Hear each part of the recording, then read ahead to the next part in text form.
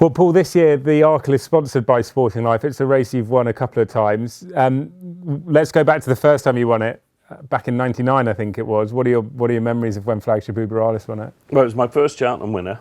It was Joe Tizard's first Cheltenham winner. I don't know, I might be wrong on that because I think he won that Fox Hunters on Earth Mover. But I think he was definitely as a professional. It was Joe's first win as a professional. My first win as a trainer, so that's always special. And yeah, I always sort of fancied him. I'm always positive anyway, going into it, because he'd been very good over fences right up. He'd won the Kingmaker at Warwick, went into the races, but I think he was 14 in one shot, and he won really nice. He was a 5-year-old at that time. The 5-year-olds had an allowance, so they don't get now. And looking back on it, he was quite nice and won really well. It was a great day. Your first Cheltenham winner is amazing. And in that race as well, it's such an exhilarating race to watch. They go a lick, they're novices, there's sort of tension, and jumping can sometimes be a little bit scratchy, but when you're watching it and you're recognising during the run that you're going to win your first ever Cheltenham race, what was that feeling like for you in the stands? It's indescribable because, I'd only been training about 8 years, but 8 years without a winner felt like 80 years. And just to get that winner, it was just like the most amazing day, amazing feel. It was good for Joe. He'd give it a good ride. And that got the ball rolling. And I showed you the picture on the wall. There's the 3 horses that won that week. You believe it or not, we won the Arkle on the Wednesday. The next day, Call Like a Name won the Champion Chase, and on Thursday, Seymour Business won the Gold Cup. So the Arkle started the ball rolling. That was an amazing week, as you can imagine. And you said there was a few years where, 8 years, you had to wait for your first festival winner. And do you credit those 3 horses with putting you where you are today? Oh, without a shadow of doubt. If it wasn't for those 3, I think things could be totally different. Really? To win those 3 races in a week, all of a sudden, you sort of proved a point that you could do the job, to win an Arkle Champion Chase and a Gold Cup. I don't know whatever happened then after that. The phones started ringing and owners started to, come on board. And so they were the catalyst for all of this. And, we're forever grateful those 3 horses started up with Flagship on the first day. You won the Sporting Life Arkle a few years later with the Zertube, who was a really popular horse. Well, he was a good horse. He won a Champion Chase as well, loads of boot. And we started off that season, I remember his first run over fences was at Market Raisin with the idea to go through to the Arkle, which he did. A very, very high-class horse, and he won it very well. Ruby loved riding him. Was he pretty flawless to train and in his races? A lot of the good ones, they all have their issues and he's overcoming your problems, but on this day he was good. He had loads of speed, jumped great, could travel off a really fast pace, and he was a good horse. What do you remember about the race? I think we half expected him to win. You just didn't want anything to go wrong, and that's sometimes you're in those situations when you think you're going to win. You've got a really good horse's favourite. You just don't want anything to go wrong, and I think everything went smoothly. Of course, big advantage having Ruby on board. Leave it to him, and that was a great day. Great day for the Haleses because John had put a lot into. Loved having winners at Cheltenham, and Zertube was one of his favourites. And Zertube's still at home now with John and Pat and Lisa, yeah. So that's good. It was a good day though. He was in that era, wasn't he, of just terrific 2-mile chases. Well Chief, Moscow Flyer. Yeah. You remember that Tingle Creek? The 3 of them jumped the pond fence together, and phenomenal. Yeah, that was a good race that day, and great horses. And that's what that division does, really, because there have been many, the Viking flagships of this world, and you go back in years gone by, that 2-mile division, Twist Magic, and one of those races. I actually backed Twist Magic for the race that year when he come down two out, wasn't it? Masterminded came along, and then there's Sprinter Sacra and Alture. It's a good division. I actually think that Masterminded was the best of all those 2-milers I trained. I've been interested to add all of those good ones in one race together. Imagine that. We always talk about it on the fact that would Frankel take on Winks, what would happen? But if you had all those good 2-milers, who do you reckon would have won it? Well, of all the ones I had, I think Masterminded on his good day, like when he won the race as a 5-year-old, was the best I ever trained as a 2-miler. And what was the differentiator then, do you think? He just class.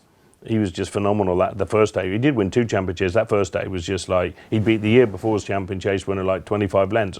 He was phenomenal.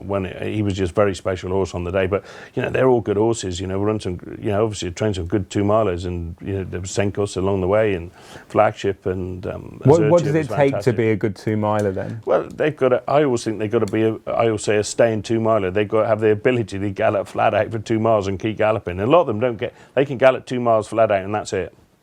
we tried to get Policillo to go further, but it didn't work. He can sustain a good gallop for 2 miles, and that's it. And a lot of those horses are that. Zertiet was probably a little bit different to him because he was almost like a 5 furlong sprinter. He had so much speed, and he only just got 2, but he had the speed to you could wait and just creep. When he won the Arkle that day, he was very good. We should actually make that, I think. I don't know whether the Sporting Life editor is going to be watching this. I hope he is. But we should actually put that question in the lead up to the Sporting Life Arkle. Just list all of the great 2-milers from from the last, say, 20 years and ask the readers who would win in a race. I really enjoyed training 2-milers, those good 2-milers. Do you train them differently to a staying chaser? Not really. I mean, I think we've learned over the years to train them all the same pretty well. You just get high levels of fitness, whatever, once you've got to know yours, whatever division they compete in, 2, 3, whatever, just got to get them very fit, very well, know their job, and go out there and do it. You don't. When you do it like we do with interval training, see, the furthest we probably ever, you may or may not know this, we never gallop at anything further than 5 furlongs. All we ever do is 5 furlongs sprinting or interval training, lots of steady work mixed in. So you're not galloping over 2 or 3 or 4, whatever. You're just trying to get high levels of fitness into them and produce them fit and healthy. But for those that are watching this that would not know how horses are trained, right?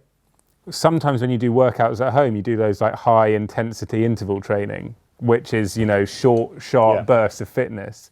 And that's essentially what you do, but with horses. Is that right? Yeah, it is. It's all about, as I said, the biggest key word to horses is fitness, heart and lungs, getting them fit so they can, run to the best level. If they're not fit, they don't win anything, and it's getting high levels of fitness. I mean, Willie's a master, and the fitness of his horses is incredible. And they've evolved a system and a way that works and gets them where they are now. And we've got a system here with the Highland that evolves and works for us in a completely different way to what they do, and it would be completely different to what Nicky does. But it's all about, to me, the whole thing's all about fitness. I know that you won't want to remember this, but just talking about the Arkle brought back memories for me of Twist Magic. And the reason I bring that up is because that is a race where you can win or lose it. Literally, I mean, the margins are so small. And that fence where Twist Magic don't push it and My Way to Solzen jumped it all together. 2 came down at the same fence. Which is Twist Magic and Don't Push It. Yeah, wasn't what they've done since, And Twist Magic, when they won at Tingle Creek, didn't really like Champ. But I think that day he may well have took some beating. He would have won that day. I'm convinced sure by it. That day, it's the same with anything. In a Champ and Chase or an Arkle, if you don't jump at speed, you don't win. Those horses got to jump. And, they tended, when that fence through the bomb, they used to go rattling down into that fence, and you didn't want to get out on your head a bit out the other side because you'd be in trouble. That's why the Sporting Life Arkle is such a great race to watch. Competitive, great race, yeah. Yeah.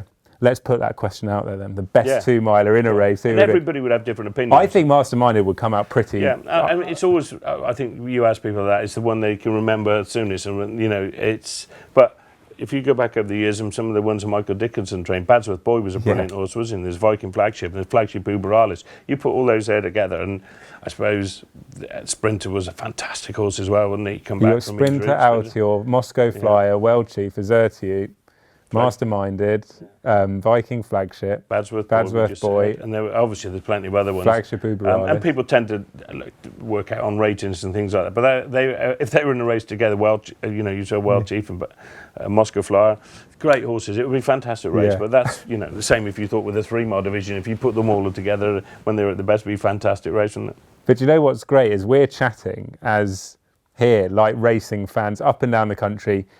In a normal year, would be chatting in the pub before Cheltenham, and the atmosphere is not even remotely. I mean, it's going to be really sombre there, I think, this year. How do you think you'll feel at Cheltenham without the crowds and the owners there? Well, it won't be. No, obviously, it's not going to be anything like it is. It's quite hard gun racing with nobody there, and it'll be completely different. It'll be up and back each day, as you say, no crowds, no people, no atmosphere. But we've got to put a good show on. And, ITV Racing are doing a fantastic job of showing it, and people will be watching it and getting a lot of pleasure out of it. But it won't be the same. But we all know that. We just got to put this year, get the best out of it this year, everybody, in whatever way they can, and then look forward to, there's light at the end of the tunnel now in the summer, and then this time next year, hopefully we're going back to normal, and everyone looking forward to a great festival again. Top man, good luck at the festival.